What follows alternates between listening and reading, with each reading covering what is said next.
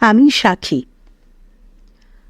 আমার এই শ্রুতি গল্পের আসরে আপনাদের সকলের আমন্ত্রণ। আজ আমার প্রথম গল্প পাঠ। আমি পড়ে শোনাব প্রখ্যাত সাহিত্যিক শ্রী শীর্ষেন্দু মুখোপাধ্যায়ের 50টি প্রিয় গল্পের সংকলন থেকে একটি গল্প, আরোগ্য। শুরু করছি। আরোগ্য। একেই কি আরোগ্য বলে? কে জানে। নার্সিংহোমের বিশাল জানালার পর্দাটা আজ সরানো। ভোরের আলোয় ভরে আছে ঘরখানা। টেবিলের ওপর ফুলদানিতে একগোছা পাঁচমিশেলি ফুল। এ ঘরে কোনো গন্ধ নেই, কিংবা থাকলেও তা নাকে সয়ে গেছে, তাই শান্তশীল সাধারণত কোনো গন্ধ পায় না। আজ এয়ার কন্ডিশনিং বন্ধ এবং জানালার কাচের শাসি খোলা বলে 7 তলার এই ঘরে বঙ্গোপসাগর থেকে নোনা বাতাস যেন এসে ঢুকে পড়েছে। শান্তশীল খুব গভীর শ্বাস নিল। মাত্র 42 বছর বয়স তার। দুরন্ত স্বাস্থ্য ছিল এককালে। তবু যে কেন হৃদযন্ত্র এমন গণ্ডগোল পাকিয়ে বসল কে জান। মনে হচ্ছে আজ তার আরোগ্যের দিন। কয়েকবার শ্বাস নিল শান্তশীল। তার ওঠাও বারণ, হাঁটাও বারণ। ডাক্তার অনুমতি না দিলে উঠে বসা অবধি বারণ। নিষেধের বেড়াজাল তাকে ঘিরেছিল কাল অবধি। আজ কি সে মুক্তি পাবে? ধীরে, খুব ধীরে শান্তশীল পাশ ফিরল জানালার দিকে। কলকাতার আকাশরেখা কি মনোরম! ভোরের আলোয় কি পবিত্র ও পরিচ্ছন্ন দেখাচ্ছে 7 তলা থেকে কলকাতা। এই পাড়াটায় কোথাও নোংরা নেই, ভাঙা বাড়ি নেই, কুশ্রিতা নেই। শরৎকাল শান্তশীলের বড় প্রিয় ঋতু। শরতে শিউলি আর কাশফুল ফোটে। শরতে ঘাসের ওপর ছড়ে পড়ে শিশিরের মুক্ত। শরতে ঢাকের বাদ্যি আর আগমনী গান। শান্তশীল কি উঠবে একটু? বসবে? 2-1 পা হাঁটবে? বড্ড ভয় করে। মৃত্যুর খুব কাছাকাছি চলে গিয়েছিল সে। ডাক্তার গুহ বলেছেন, যদি পৃথিবীতে আরও কিছুদিন বাঁচতে চান তাহলে কটা দিন নড়াচড়া অবধি বন্ধ রাখুন। ডাক্তার গুহ রোগীদের একটু ভয় দেখাতে ভালোবাসেন। তার অভিমত হল, হার্টের রোগীদের একটু ভয় দেখানো ভালো, তাতে দুষ্টুমিটা কমে। শান্তশীলের বাঁ দিকে পাশ ফিরে শোয়া অবধি বারণ। ভাগ্য ভালো, জানালাটা তার ডান দিকে। নিজের হৃদযন্ত্রকে ভারী ভয় পায় আজকাল শান্তশীল। নিজের শরীরটাকেই ভয় পায়। এই রহস্যময় দেহযন্ত্রকে সে এতকাল টেরই পেত না। বিশাল এ দেয়াল ও দেয়াল জোড়া জানালা দিয়ে প্যানোরামিক দৃশ্য দেখা যাচ্ছে যেন। আজ যেন বাইরেটা হো হো করে ঢুকে আসছে ঘরে। রোদ, বাতাস, দৃশ্য। কতকাল সে শুয়ে আছে এই বিছানায়, কতকাল বাইরে যায়নি। এমনকি কাল অবধিও তার কেটেছে আধা ঘোরের মধ্যে। যন্ত্রণায় ডুবে থেকে কতগুলো দিন বেঘোরে কেটে গেল। বুকে একটু ভার এখনও বোধ করে শান্তশীল। দিনে যে কত ট্যাবলেট খেতে হয় তার কোনো হিসেব নেই। জীব বড় বিস্বাদ। সারাক্ষণ এক ক্লান্তিকর পুকুরে ডুবে থাকা। কফির গন্ধে মুখখানা আস্তে ফেরালো Shantashil. Good morning sir. Shantashil তার নার্সের দিকে পরিপূর্ণ দৃষ্টিতে তাকাল। মধ্যবয়স্কা, কালো, দেখতে সুন্দর নয়। তবু এই সকালের আলোয় মহিলার চেহারায় বেশ একটা নতুন মাত্রা যোগ হয়েছে যেন। হাসি মুখে সে বলল, মর্নিং। আমি কি আজ কফি খাবো? মেয়েটি ভাঙা বাংলায় বলল, আজ ওই কয়েকটা সিপ ড্রিঙ্ক করবেন। ব্ল্যাক কিন্তু, হ্যাঁ, নো সুগার। অনেকদিন বাদে আজ কফি খাবে বলে শান্তশীল উঠতে যাচ্ছিল। মেয়েটি বলে উঠল, ডোন্ট এক্সার্ট, আমি বসিয়ে দিচ্ছি। হ্যান্ডেল ঘুরিয়ে খাটের আধখানা ধীরে ধীরে ওপরে তুলে দিল মেয়েটি। অবসাদ, বড় অবসাদ। শান্তশীল কফির জন্য হাতখানা পর্যন্ত নাড়াল না কিছুক্ষণ। মহিলাটি তার বুক থেকে পেট অবধি ন্যাপকিনে ঢেকে দিলেন যত্ন করে। তারপর ফিডার কাপটি হাতে নিয়ে বললেন, জাস্ট আ ফিউ সিপস। শান্তশীল হালকা পাতলা কফির লিকারে প্রথম চুমুক দিয়েই টের পেল যতটা ভালো লাগবে বলে ভেবেছিল ততটা লাগছে না। তবু খেল। মুখটা সযত্নে মুছিয়ে দিলেন মহিলা। খাটটা নামাতে যাচ্ছিলেন, শান্তশীল হাত তুলে বলল, থাক, একটু বসে থাকি। বেশিক্ষণ নয় কিন্তু, ডাক্তার অ্যাডভাইস করেছেন শুয়ে থাকতে হবে। শান্তশীল কলকাতা শহরের বিশাল পটভূমির ওপর ভোরের আলো নরম আভা দেখতে দেখতে ভাবল, সে যেন বড় ভাগ্যবান। 7 তলা থেকে কলকাতার এই শোভা সে যে আজ দেখতে পাচ্ছে তা তার নিজের কৃতিত্ব খুব একটা নয়। সে দরিদ্র ঘরের মেধাবী ছেলে। একটা সময়ে জীবনে সে বেশ কষ্ট পেয়েছে অভাবে। মেধাবী বলেই চটপট পাস করে ইঞ্জিনিয়ার হয়ে ভালো চাকরি পেয়েছে। তার কোম্পানি তাকে ফ্ল্যাট দিয়েছে, গাড়ি দিয়েছে। এই চিকিৎসার বিপুল খরচও বহন করবে কোম্পানি। তার কোনো মাথা ব্যথা নেই। গরিবের ছেলে হয়ে যেদিন সে টাকার মুখ দেখতে লাগলো, সেদিন থেকেই সে স্ট্যাটাস এবং এটিকেট নিয়েও মাথা ঘামাতে শুরু করল। সেদিন থেকেই কিন্তু কিছু বদ অভ্যেসও ধরে ফেলল তাকে। সাধারণত সুরামুদির ঘুম তার এত ভোরে ভাঙে না। যদি বা ভাঙে, শরীরে থাকে রাজ্যের জড়তা, হ্যাংওভার। আজ সেসব নেই। আজ ভারী ভালো লাগছে তার। সিস্টার, ডাক্তার কখন আসবেন? সিস্টার ঘড়ি দেখে বললেন, 9টা হয়ে যাবে। আমি একটু হাঁটতে চাই। সিস্টার মাথা নাড়লেন, impossible, you are not yet out of danger. Shantashil সেটা জানে। তাকে টানা 7 দিন ইন্টেন্সিভ কেয়ারে রাখা হয়েছিল। জমি মানুষে টানাটানি গেছে। মাত্র কয়েকদিন আগেই তাকে আনা হয়েছে এই কেবিনে। অবসন্ন শান্তশীল ক্লান্ত গলায় বলে, কতকাল খবরের কাগজ পড়ি না, টেলিফোন করি না, গাড়িও চালাই না। সব হবে, হ্যাভ পেশেন্স। কথা বেশি না বলাই ভালো। Take rest.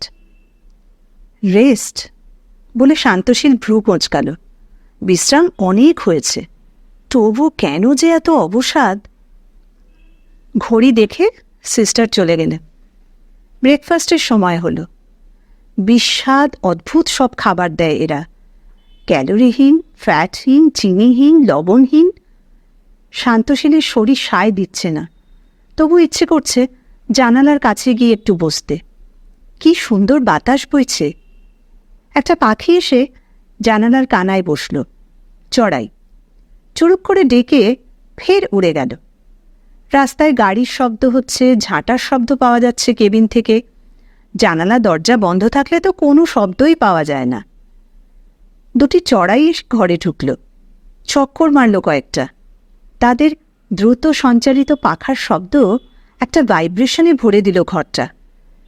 শব্দটা কি মৃদু ধাক্কা দিচ্ছে তার হৃৎপিণ্ডে? বুকের মধ্যে একটু কি ডুগডুগি বাজছে একটা? চোখ বন্ধ করে গভীর শ্বাস নিতে লাগল সে। রক্তচাপ তার বড্ড বেশি ছিল। কান ঝাঁঝা করত, ঘাড়ে ব্যথা হতো। এখনও যেন সেই অস্পষ্ট লক্ষণগুলি রয়ে গেছে। আরোগ্য? না না, সে এখনও বোধহয় আরোগ্যের চৌকাঠও ডিঙোয়নি। ব্রেকফাস্ট এসে গেল। আবার ন্যাপকিনে বুক পেট ঢাকা পড়ল। তারপর শিশুর মতো হাঁ করে নার্সের হাত থেকে চামচে চামচে বিস্বাদ খাবার খাওয়া। তারপর ওষুধ। মুখ মুছিয়ে খাটটা নামিয়ে দিল নার্স। কত ঘুম ঘুমোবে শান্তশীল? এত বকেয়া ঘুম জমেছিল তার শরীরে? নাকি এরা বারবার ওষুধ দিয়ে ঘুম পাড়িয়ে রাখে? কে জানে কি। তবে শান্তশীল ঘুমোল। যখন জাগল তখন ঘরের জানালা বন্ধ। এয়ার কন্ডিশনিং চালু হয়েছে। ঘর নিস্তব্ধ, ছুঁচ পড়লে শোনা যায়। ডাক্তার এলেন। মুখে পেশাদার অভয় হাসি, দাড়ি নিখুঁত কামানো, চোখে বুদ্ধির তীক্ষ্ণতা, অমায়িকতায় মাখামাখি মুখশ্রী। কেমন দেখছেন ডক্টর গুহ? চমৎকার, গুড প্রোগ্রেস। আমার একটু হাঁটতে ইচ্ছে করছে। হাঁটবেন হাঁটবেন, তবে আজ নয়, উইকনেস এখনও আছে, হাঁটতে গেলে মাথা রিল করতে পারে। পোর্টেবল যন্ত্রে ডাক্তার ইসিজি রিডিং নিলেন। শান্তশীল চোখ বুজে রইল। তার শৈশবে অসুখ হলে একজন সস্তার এলেমের ডাক্তার ছিল বাঁধা। ছিল মার্কামারা কিছু ওষুধ, মার্কামারা পথ্য, মিক্সচার, বড়ি, বার্লি, দুধসাবু। শান্তশীলের 17 বছর বয়সে তার স্কুল শিক্ষক বাবা মারা গেলেন। 7 ভাই বোন আর মা নিয়ে বিরাট সংসার। তখন অসুখ হলে ডাক্তারও আসত না। শান্তশীলের এক দাদা ছিল, জড়বুদ্ধি। সে মারা যায় মেনিনজাইটিসে। চিকিৎসাই হলো না, শুধু ওই ডেথ সার্টিফিকেট লিখতে ডাক্তার এসেছিলেন। 4 টাকা ভিজিটও নিয়েছিলেন। সেই 4টে টাকার কথা আজ খুব মনে পড়ল। 4টে টাকার জন্য তখন হাহাকার ছিল। বাহ, অলমোস্ট নর্মাল, আর কয়েকটা দিন রেস্ট নিন, সব ঠিক হয়ে যাবে। শান্তশীলের চোখের কোণে কি একটু জল? অবসন্ন হাত তুলে সে চোখ মুছে নিল। নার্সের সঙ্গে চাপা গলায় কথা বললেন ডাক্তার, তারপর চলে গেলেন। আজ সে 100-150 টাকা পেগের মদ খায়, মহার্ঘ হোটেলে গিয়ে খেয়ে আসে ডিনার। অথচ শৈশবে বেড়ে ওঠার সময়ে 1 কাপ করে দুধও কখনো জোটেনি। 7 ভাই বোনের সেই ছিল সবচেয়ে মেধাবী, তাই তার উপরে ছিল সকলের আশা আর নজর। একটা পরিবারের সেই হয়ে উঠেছিল নিউক্লিয়াস। কি করেছে শান্তশীল তার পরিবারের প্রতি? হিসেব করে দেখলে সে তার 1 ভাইয়ের চাকরি করে দিতে পেরেছে, 2 বোনের বিয়েতে মোটামুটি সাহায্য করেছে। কারণ চাকরি জীবনের প্রথমে সে মাইনে বেশি পেত না, ধারকর্য করতে হয়েছিল। ধীরে ধীরে সেই ঋণ শোধ হয়েছে। শান্তশীলের বুকটা ভার লাগছে। ব্যথা নেই, কিন্তু একটা ভার আর ক্লান্তি। আমি কি বই পড়তে পারি সিস্টার? বই? নার্স একটা যেন চিন্তা করে মাথা নেড়ে বলল, না। অন্তত নিউজ পেপার? ওফ, ইউ আর ন্যাগিং। আচ্ছা দেখছি, দাঁড়ান। নার্স চলে গেল। একটু বাদে একটা ইংরেজি খবরের কাগজ এনে দিয়ে বলল, just for 10 minutes, no more. পড়লে কিন্তু স্ট্রেন হয়। শান্তশীল কাগজটায় যোগ বোলালো। পৃথিবীর খবর সম্পর্কে তার খিদে ছিল, এখন খিদেটা কেন যেন নেই। কাগজটা বালিশের পাশে ভাঁজ করে রেখে দিল সে, পরে পড়বে। দরজায় টোকা পড়ল। শান্তশীল কোনো কৌতূহল বোধ করল না। জানলা দিয়ে বাইরে রোদ আর হাওয়ার খেলা দেখতে লাগল। একটা ছায়া পড়ল চোখে। শান্তশীল তার অনাগ্রহী চোখ তুলে যুবতীটিকে দেখল, যেন অচেনা বা আধো চেনা কেউ। বিয়ের 12-13 বছর পরও শান্তশীল স্থির সিদ্ধান্তে আসতে পারেনি যে সে তার স্ত্রী মধুশ্রীকে প্রকৃতই ভালোবাসে কিনা। আর এখন অসুখের পর পৃথিবীর সঙ্গে তার এমন এক ব্যবধান রচিত হয়েছে যে এই মহিলাকেও কাছের লোক বলে মনে হচ্ছে না। মধুশ্রীর শরীর থেকে ইন্টিমেট পারফিউমের তীব্র গন্ধ আসছে। গন্ধটা ভালো লাগছে না শান্তশীলের। গন্ধটা তার বুকে ধাক্কা দিচ্ছে, শ্বাসবায়ুকে মন্থন করে গাঢ় করে তুলছে। একটু নিচু হয়ে তার কপালে আলতো হাত রাখে মধুশ্রী। শান্তশীলের 2টি মেয়ে আছে। এ সময় তাদের স্কুল। রোজ নয়, তবে মাঝে মাঝে তারা 2টি করুণ উদ্বিগ্ন মুখ নিয়ে বাবাকে দেখতে আসে। মধুশ্রী আসে রোজ, আসে নিজস্ব গাড়িতে, ফেরার পথে মার্কেটিং করে যায়। শান্তশীল খুব স্থির অপলক চোখে মধুশ্রীর দিকে চেয়ে রইল। এইভাবে সে তার স্ত্রীর সঙ্গে সম্পর্কটাকে যেন খুঁজে দেখছিল। কীরকম সম্পর্ক? কোন সম্পর্ক? কোথায় তাদের যোগসূত্র? একটি নারী, সে একজন পুরুষ, সেটাও একটা সম্পর্ক বটে, কিন্তু বড্ড যেন পলকা। আরও গভীর কিছু নেই? আরও অবিনশ্বর কিছু? তুমি তো ভালোই আছো এখন, ডাক্তার গুহ বলছিলেন, আর 1 সপ্তাহ পরে ছেড়ে দেবেন। 1 সপ্তাহ? 1 সপ্তাহে কটা দিন, কত ঘন্টা, কত মিনিট, কত সেকেন্ড? মধুশ্রী কি জানে নার্সিংহোমের এই ঘরে একটা সেকেন্ড কত লম্বা হয়? শান্তশীল নির্বিকার মুখে বলল, ওহ, একটা সপ্তাহ দেখতে দেখতে কেটে যাবে। যেদিন তার হার্ট অ্যাটাক হয় সেদিন সকালে মধুশ্রীর সঙ্গে তার বিশ্রী একটা শোডাউন হয়েছিল। ঝগড়া তাদের মধ্যে কমই হয়। আসলে সেলস ইঞ্জিনিয়ার শান্তশীলকে কলকাতার বাইরে যেতে হয় খুব বেশি, আর অফিসের কাজ তার সময়টুকু যেন রাক্ষসের খাবারের মতন কেড়ে খেয়ে নেয়। দুটি ফুটফুটে মেয়ে আর অভিমানী বউয়ের সঙ্গে কাটানোর মতন সময় তার হাতে বিশেষ থাকে না। কিন্তু সেদিন হয়েছিল সাংঘাতিক শোডাউন।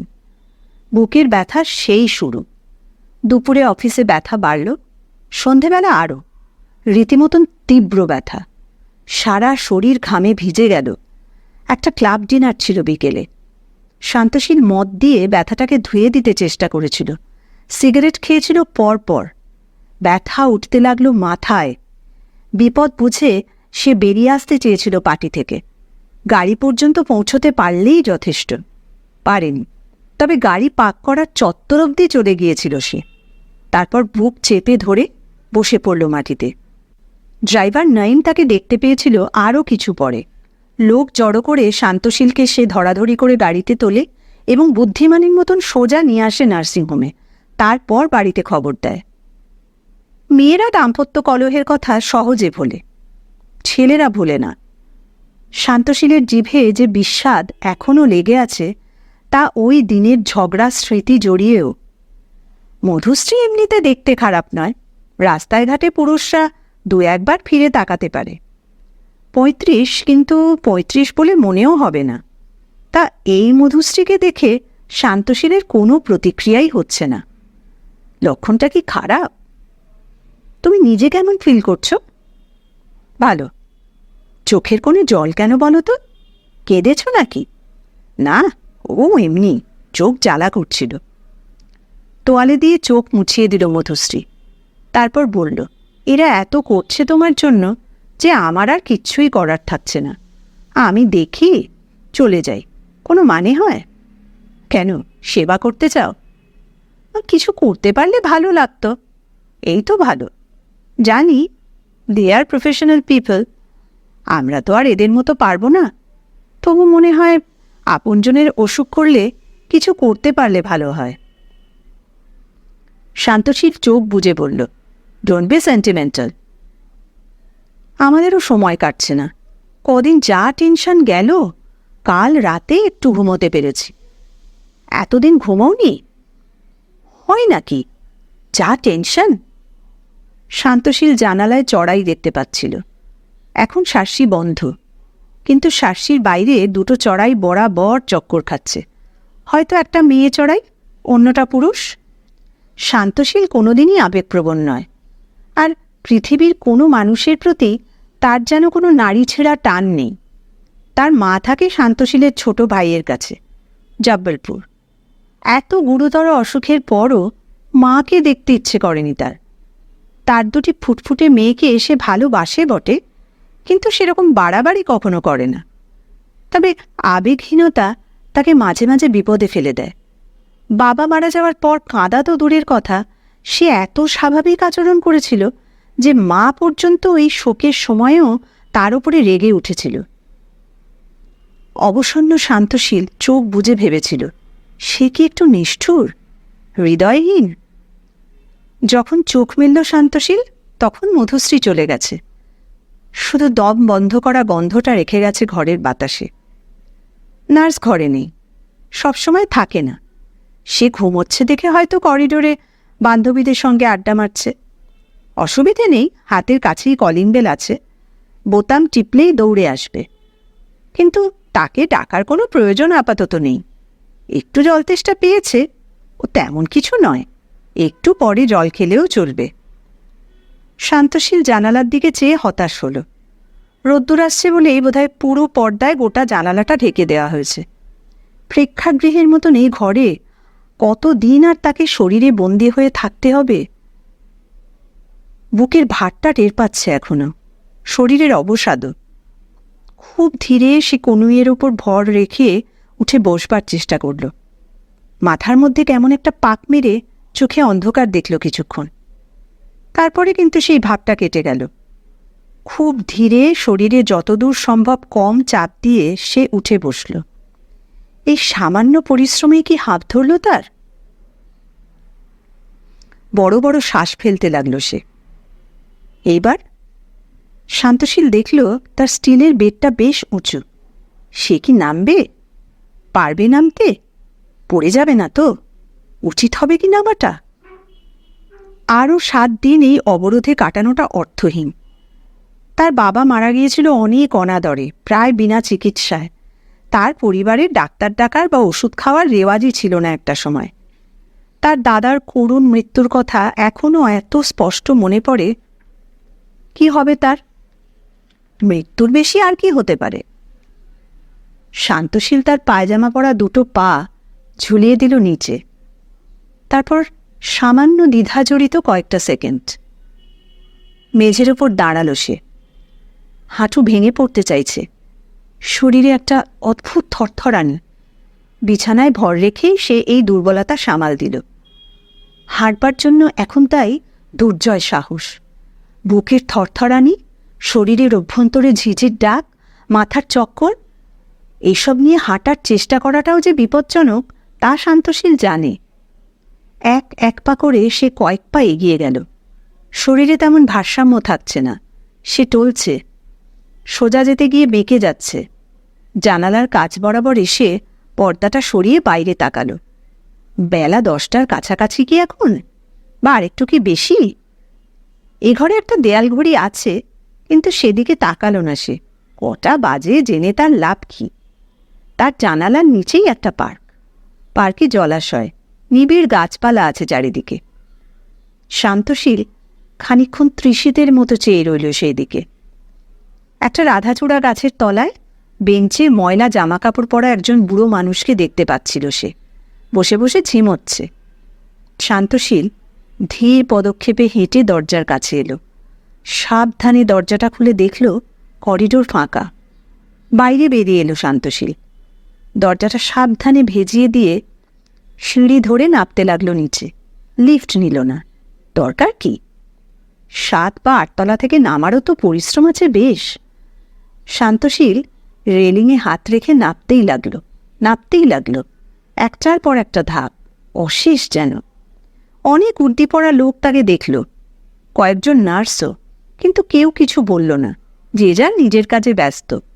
কারো তেমন সময় নেই। খালি পায়ে নিচে নেমে এলো শান্তশীল। বুক ভার, শরীরে অবসাদ। তবু তেমন কিছু ঘটল না তার শরীরে। কোনো বিস্ফোরণ নয়, কোনো জবনিকা নয়।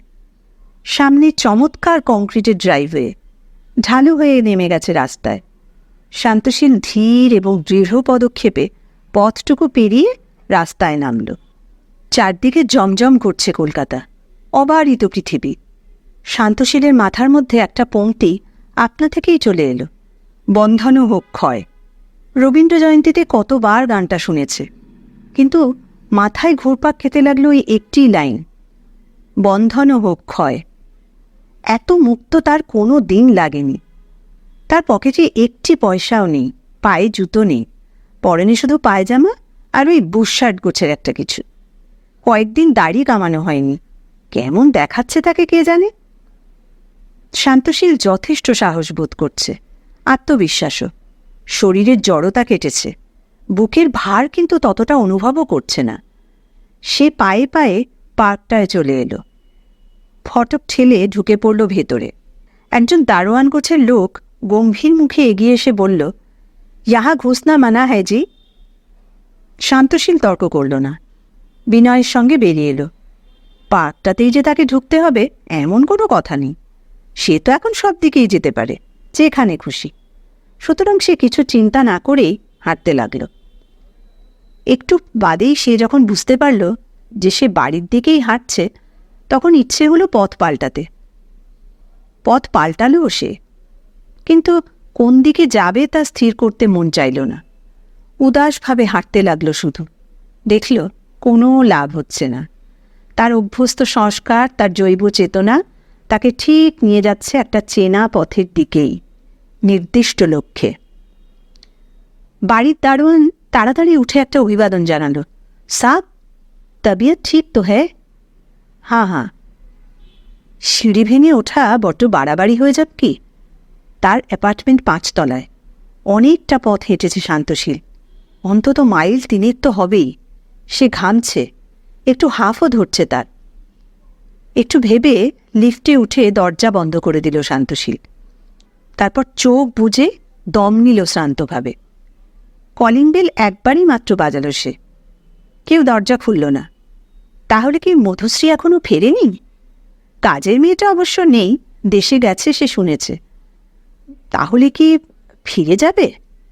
দরজাটা হঠাৎ সামান্য একটু ফাঁক হলো, খুব সামান্য। একটা চোখ সেই ফাঁক দিয়ে তাকে বিদ্ধ করল। তারপরে একটা ক্ষীণ ভয়ার্ত গলার আর্তনাদ। কে? শান্তশীল বুদ্ধের মতো শান্তভাবে চোখটার দিকে ঘুরে তাকালো। কিছু বলল না। চোখটা মধুশ্রীর, তাকে চিনতেও পারছে। তবু দরজাটা হাট করে খুলল না তো। খুব ধীরে ধীরে দরজাটা খুলল মধুশ্রী। তার চোখে অপার বিস্ময়। তুমি তুমি কি করে এলে? শান্তশীল দেখল মধুশ্রীর চুল এলোমেলো, পরনে তাড়াহুড়ো চাপানো একটা হাউসকোট, যার বোতামের সঙ্গে বোতামের ঘর ঠিকঠাক মেলেনি। বা গালে টাটকা একটা কামড়ের দাগ। শান্তশীল ভদ্রভাবে চোখটা অন্যদিকে ফিরিয়ে নিয়ে বলল, আমার আসবার ইচ্ছে ছিল না, কিন্তু কেন যে চলে আসতে হলো এর কোনো মানে হয় না। দ্বিধাগ্রস্ত মধুশ্রী দরজা মেলে ধরে বলল, এসো। শান্তশীল ঘরে ঢুকল। মস্ত বড় বসবার আর খাওয়ার ঘর, ইন্টেরিয়ার ডেকোরেটর দিয়ে সাজানো হয়েছিল। অবিশ্বাস্য রকমের চকচকে, এত সাজানো যে এই অ্যাপার্টমেন্টে থাকতে তেমন স্বস্তি হয় না। শান্তশীল ঘরে ঢুকে বুঝল মধুশ্রী ভীষণ রকমের নার্ভাস, মুখ বিবর্ণ। শান্তশীল খুব ঠান্ডা মাথায় বলল, আমি একটু বাথরুমে যাব।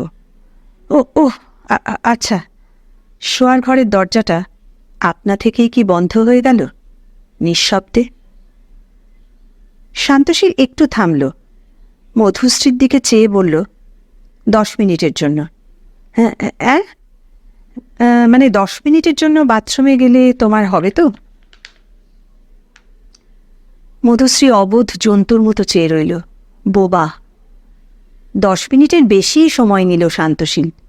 বুকটায় আবার ভার, একটা ঘুনঘুনে ব্যথা যেন ছড়িয়ে পড়ছে বুকে। বেসিনে উপর হয়ে শান্তশীল মুখে চোখে জলের ঝাপটা দিল অনেকক্ষণ। তোয়ালে দিয়ে মুখটা মুছবার সময় টের পেল শরীর ভেঙে আসছে ক্লান্তিতে, অবসাদে। কিন্তু কোনো ঈর্ষা নেই, ক্রোধ নেই, অপমান নেই। যখন বাথরুম থেকে বেরিয়ে এলো শান্তশীল, তখনও মধুশ্রীর চোখ মুখ বিবর্ণ, চোখে ভয়, তবে সামলে নিয়েছে অনেকটা। হাউসকোটের বোতাম ঠিকঠাক লাগানো, চুল এলো খোঁপায় বাঁধা, শুধু বাঁ গালে একটা দাঁতের দাগ জলজল করছে। সামান্য পাউডারের প্রলেপ সেটা ঢাকতে পারেনি।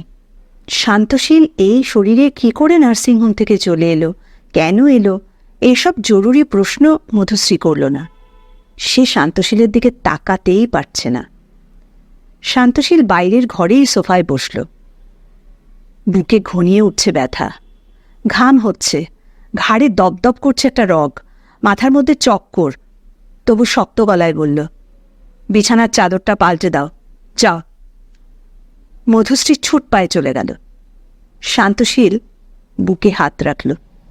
দুষ্ট হৃদযন্ত্র এখনও রক্ত পাম্প করে যাচ্ছে, কিন্তু বড্ড দ্রুত, বড্ড বেশি দ্রুত। কান ঝাঁঝা করছে। সে কি মরে যাচ্ছে? মাথাটা একবার ঝাঁকালো শান্তশীল, একবার কুঁকিয়ে উঠল। তারপর হঠাৎ টের পেল তার কিন্তু এবার ভারী ঈর্ষা হচ্ছে, ভীষণ ভীষণ রাগ হচ্ছে, তার খুন করতে ইচ্ছে করছে। মধুশ্রী যখন তাকে নিতে এলো ঘরে, তখন এলিয়ে পড়ে আছে শান্তশীল, চোখ বোজা, ঘামে ভিজে যাচ্ছে গা। মধুশ্রী ছুটে এলো। শান্তশীল তার যন্ত্রণার মধ্যেও বুদ্ধের মতো শান্ত গলায় বলল, আমি ভালো আছি, ফোন করো না, বরং কিছু খেতে দাও। খুব ধীরে ধীরে ফোনটা নামিয়ে রাখল মধুশ্রী। তারপর স্বামীর দিকে ফিরে তাকালো। শান্তশীল মৃদুস্বরে বলল, আরোগ্য। কিছুই বুঝল না মধুশ্রী। শুধু মনে হলো তার পাথরের মতো প্রতিক্রিয়াবিহীন স্বামী বোধহয় আসলে রক্ত মাংসেরই মানুষ।